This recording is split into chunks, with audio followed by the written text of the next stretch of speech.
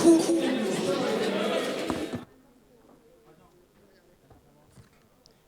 Merci beaucoup à la parade turbulente.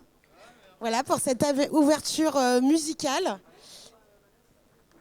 Vous en faites pas, ils vont revenir tout à l'heure pour clôturer aussi ce festival en musique. Et tout de suite, pour démarrer cet après-midi, je vous demande d'accueillir Jean-Philippe Courtois, le président cofondateur de Live for Good.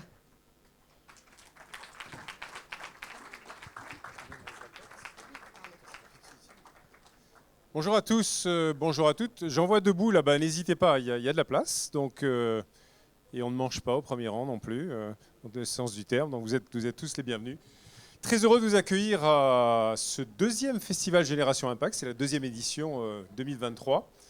Et de vous accueillir sur un festival qui commence par un clicker qui fonctionne très bien. Et une expérience qui vous attend, qui est une expérience à la fois en fait pour s'informer. Il y a plein d'ateliers d'information. On a eu ce matin des visites de collèges. C'était très sympa, qui ont été différents stands. C'est également un lieu évidemment pour s'éduquer. Il y a des ateliers d'éducation. C'est un lieu aussi pour débattre et provoquer. Vous verrez, je pense qu'il y aura des conférences. Bonjour Justine qui est là. Merci de ta présence. Il y aura des thèmes un petit peu qui vont décoiffer un petit peu. Je finirai notamment, vous verrez tout à l'heure, avec le thème de la décroissance. Voilà. Et de l'écoféminisme aussi, notamment. Et puis, c'est surtout un lieu pour entreprendre. Donc, vous avez 72 jeunes entrepreneurs for good de la communauté qui sont là pour vous montrer la réalité des produits, des services qu'ils ont réalisés pour innover. Alors, quelques mots pour ceux qui ne connaissent pas encore le contexte de Live for Good et pourquoi on est ici, finalement. D'abord, c'est un point de vue que l'on a. Live for Good a démarré fin 2015 pour aider à révéler le potentiel de jeunes venus de tous horizons par l'entrepreneuriat impact. Et on s'est aperçu rapidement que c'est un univers dans lequel, d'abord, il se passait encore peu de choses en 2015, pour être très clair, sur l'entrepreneuriat impact. Le terme n'était pas encore utilisé. Et puis surtout, au fil des années, on s'est aperçu que l'entrepreneuriat, bien sûr, a été popularisé dans notre pays. On s'en réjouit tous. Il y a plein de super entrepreneurs. L'entrepreneuriat impact également, mais pas forcément accessible pour tous et à tous. Et donc, on s'est donné pour mission, vraiment, d'aller à la rencontre de tous les publics, quels qu'ils soient, pour représenter la plus grande mixité possible au cœur de l'écosystème et de la communauté Live for Good. Donc on a effectivement 40% de publics dits fragiles, c'est la définition de l'État, donc qui viennent de quartiers prioritaires de la ville, de zones de réputation rurale, qui aient un handicap, qui aient un RSA ou de milieux moins favorisés que d'autres. Et nous, ce qui nous motive, c'est de les mélanger ensemble dans cette communauté. Je vais essayer pas de mélanger avec le fil, pas me planter, pour les transformer et transformer vraiment l'idée qu'ils ont de changer le monde en un projet. Alors, qu'est-ce qui s'est passé ces dernières années ? Eh bien, on a créé cette association avec ma famille, ma femme Pascale, mes deux filles Aurore et Romane, d'ailleurs, qui sont cofondatrices. Aurore est là, dans la salle, elle peut lever la main, pour ça on voit où elle est, qui elle est, voilà. Et on a créé cette association pour continuer à faire vivre le désir vital de changer positivement la vie des autres qu'avait notre fils, notre frère, Gabriel, et qu'on a souhaité continuer à porter au cœur de cette communauté de jeunes. Notre vision, c'est de faire émerger une nouvelle génération de leaders positifs qui entreprennent pour le bien commun.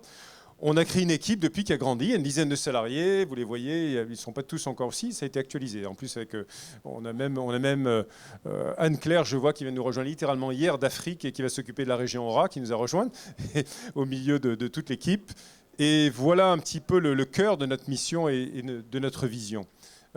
Sur ce cœur, on a lancé un programme qui s'appelle Entrepreneur for Good. Et en 2 mots, ce programme, il embarque chaque année 2 appels à projets. On en a un qui va se clôturer demain. Vous avez encore quelques heures pour candidater, qui consiste à tout simplement identifier un problème autour des 17 objectifs de développement durable que vous connaissez et d'essayer d'émettre un projet qui peut devenir une entreprise à impact viable. Et on vous accompagne de 3 manières. D'abord, il y a un curriculum sur leadership positif, qui est une passion que j'ai, d'un podcast. J'ai eu le plaisir d'avoir Justine Hutto d'ailleurs, il y a quelques mois sur ce podcast. Et également sur les fondamentaux pour créer une start-up à impact. C'est également, alors on le fait sous forme de campus, 3 fois 4 jours, pendant 9 mois. où on réunit toute la communauté pour travailler ensemble. Ce sont également plein d'ateliers digitaux pour aider à accélérer le mouvement pour chacun d'entre eux. Ce sont des coachs que je remercie, il y en a plein dans la salle. Merci aux coachs qui sont là, les coachs for good, qui sont des entrepreneurs, qui sont des éducateurs sociaux, qui sont des talents d'entreprise aussi, qui les accompagnent en one-to-one pendant tout le parcours. Et puis c'est une plateforme tech parce qu'on s'est aperçu que c'était important de tracer l'impact au cœur des projets.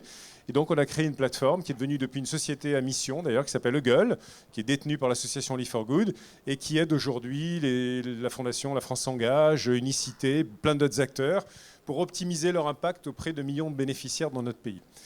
Donc ce programme nous a permis d'avoir des entrepreneurs incroyables. On a la chance, on en a un qui est dans la salle, il a changé de coiffure. Tu peux te lever, Marius? Lève-toi carrément, voilà Marius, vous pouvez l'applaudir alors Marius? Attends, je te donne le micro parce que tu es là, je ne peux pas résister. 1 minute, tu dis ce que tu fais. Vas-y Marius. C'était pas prévu ça. Voilà, j'ai changé de coiffure. Bonjour à tous. Je suis l'un des 2 cofondateurs d'une boîte qui s'appelle Le Pavé, qui recycle des déchets plastiques en matériaux de construction. Donc on a 2 usines, dont une qui est basée à Aubervilliers, qui transforme les déchets grâce à un procédé qu'on a développé, qui est breveté. Et aujourd'hui, on a réalisé, depuis qu'on est lauréat Gabriel, plus de 1300 projets. On est une équipe de 30 personnes. Et on travaille notamment pour les JO 2024 pour réaliser 11 000 sièges. Voilà. Voilà, un bel exemple. Alors, il y en a plein d'autres, on les aime tous. Hein. Abdel, qui s'occupe des personnes en uniforme lorsqu'ils n'ont plus d'uniforme. Qu'est-ce qui se passe dans leur vie? Il y a un gros trou, il s'en occupe.